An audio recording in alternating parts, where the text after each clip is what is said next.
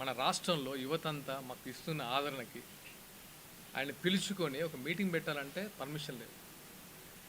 Permission లేకపోతే ఎవరైనా ఆపగలిగారా? అంతకు మించి జరిగింది కదా. ఇంకా ఈ కామెంట్లు చేయడము, ఇంకా అంటే పవన్ కళ్యాణ్ గారి మీద అసత్య ఆరోపణలు చేయడము మానుకొని స్వాగతించండి. స్వాగతిస్తే విల్ ఫైట్.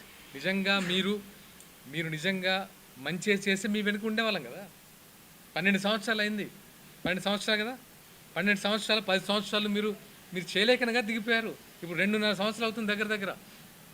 ఆహార గ్యారంటీల గురించి అడుగుతామంటే పొన్నం ప్రభాకర్ గారు ఏదో మాట్లాడుతున్నారు, అనిల్ రెడ్డి గారు ఏదో మాట్లాడుతున్నారు.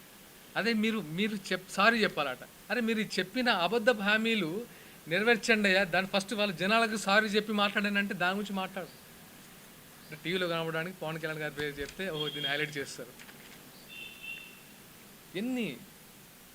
ఎన్నిసార్లు ఇంకా జనంలో ఉందాం. జనం కోసం మీరు ఉండండి. మేము హర్షిస్తాం.